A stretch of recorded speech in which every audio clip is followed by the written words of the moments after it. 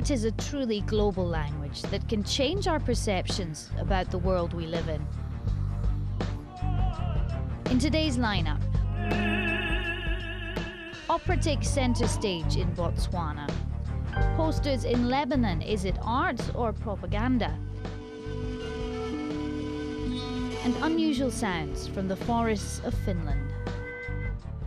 Hello there and welcome to Arstworld. I'm Julie MacDonald and we're here in the Parisian suburbs to meet a young French writer of Algerian origin who's become something of a literary sensation. Her novels have sold in 27 countries and she writes in a sort of Arabic French slang that's very commonplace here in the banlieue. I'm here to meet the woman behind the books.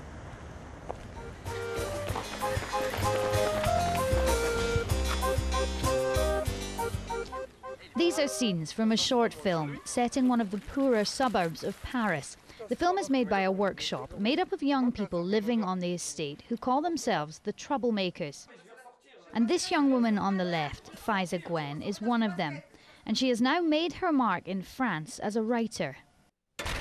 La serveuse sympathique qui se fait appeler Josiane m'a apporté mon café serré avec le genre de sourire qui donne envie de revenir même si le petit noir est dégueulasse. Curieuse, elle m'a demandé ce que je pouvais bien écrire avec cet air si concentré. Alors je me suis inventé toute une vie. Je me suis imaginé être quelqu'un d'important pour voir ce que ça faisait dans les yeux d'une personne que je ne connaissais pas.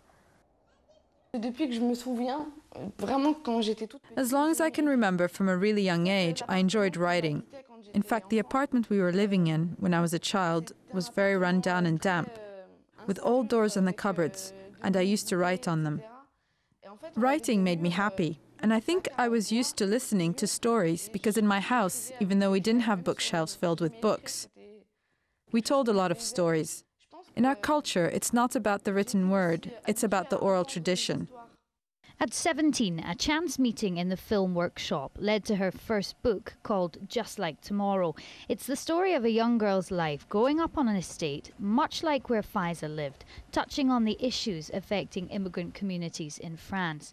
That book sold 350,000 copies and has since been followed by 2 more. Donc le troisième livre, en fait, c'est à propos de... The third book is about a remote village at the end of the railway track, with people who have seemingly boring lives. But in fact, they have social problems and poverty. And while it isn't about immigration or North Africans, for me, it's still about the same thing, because it's about France down there, as we say over here. It's not about heroes. Even as Fisa Gwen shifts her focus away from these specific issues, she finds herself pigeonholed by the establishment. This film by the young filmmakers on the estate parodies the media's fixation with their problems. Au tout début, quand j'ai publié mon premier livre, on m'a proposé de faire partie At the beginning, when I was first published, I was asked to take part in working groups about the issues of discrimination, immigration and integration in the suburbs. But I refused every time.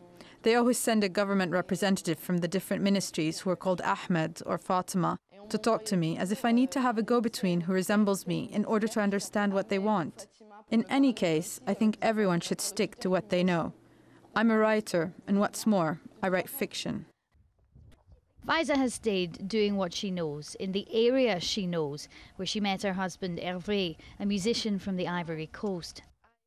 I was very surprised to realize that some people think that we don't even love each other in these places, you know? They thought it's just like in a movie, in a war movie, always fighting and violence. It's just an ordinary life, but with some money problems and some social problems, and that's all. Faiza's parents still live in the area where she grew up and which inspired her books.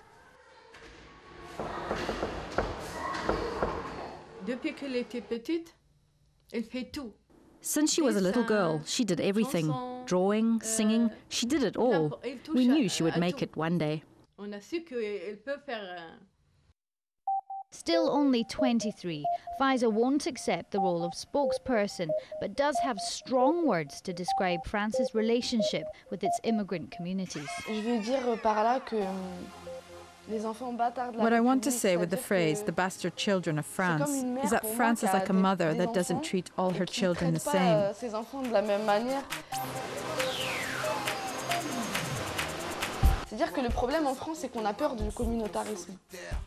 The problem is that in France, there's a fear of different communities. They say in France we're all the same, all equal, but these communities exist. And if you refuse to recognize them, to me, that's hypocritical.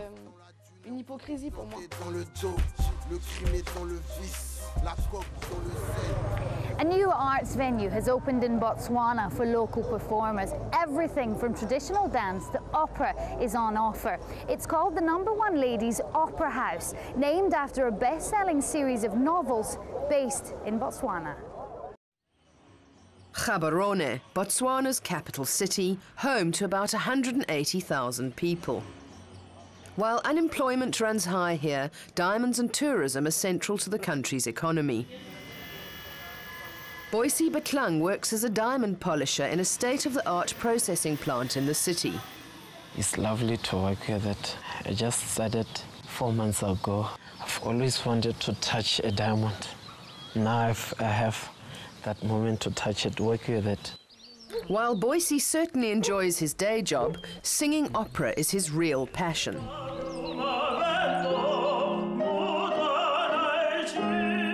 I started singing when I was around 5 years. When primary, I was singing. Junior school, the best tenor ever. High school, the best tenor.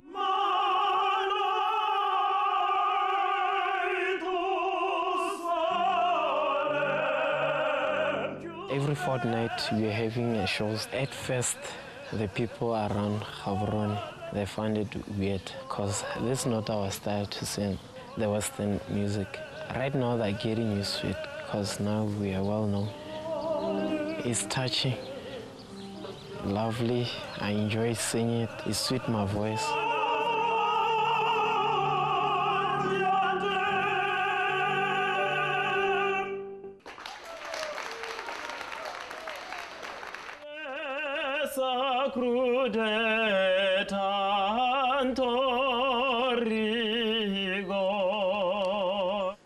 And very soon we'll be singing this kind of songs in Botswana. The three Tswana tenors, as Boyce and his fellow singers are called, are managed by David Slater, who's been teaching and playing music in Gaborone for 15 years. He co-owns and runs Botswana's new arts venue, the #1 Ladies Opera House on the outskirts of the city. The #1 Ladies Opera House came out of a curious chance meeting I had with Alexander McCall-Smith, the author of the #1 Ladies Detective Agency series. And I told him that I'd seen this building. He said, you know what? We're going to make that into an opera house. We're the first opera house in Botswana. To sustain itself financially, the Opera House functions as a restaurant by day. But by night, it is a vibrant venue for music, drama, dance, and even poetry readings. One of the most popular acts performing at the #1 Ladies Opera House is Gaborone's legendary Mogoana dance troupe. I started Mogoana in 1991. I was looking for something that can take children off the street and motivate them towards their learning in school.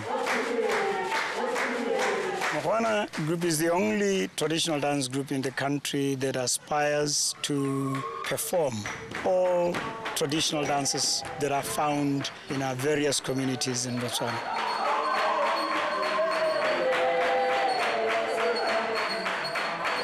The dance itself, it's beautiful.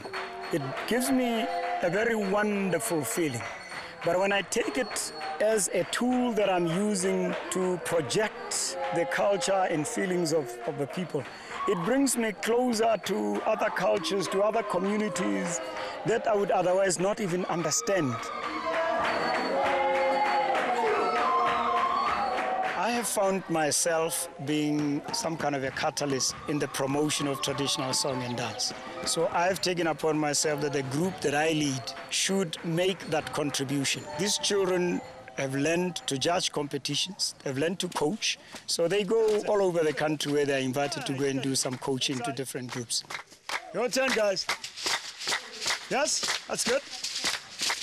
Huh? Feel the rhythm and the spirit. For 10 years, I was with Moana traditional dance. To be a part of Moana, I feel good because always they advise me to do that, don't do that. You see, this group is my parents. No mistake, no pain. Let's go. Art is life.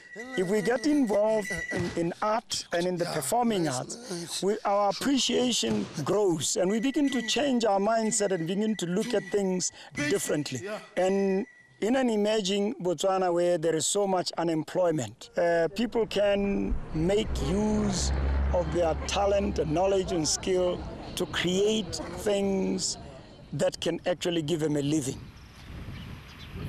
I think the future is very great. You can't associate with this project and not begin to see light at the end of the tunnel. I think greater things are there to come.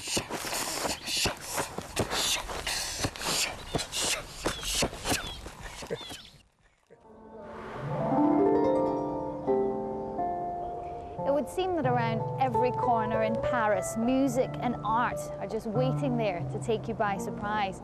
We're going to take a break right now, but when we come back, we're heading to Finland to meet a group of musicians making rather unusual sounds. Then we'll be asking the question of whether political posters in Lebanon are really art. We hope you join us when we come back.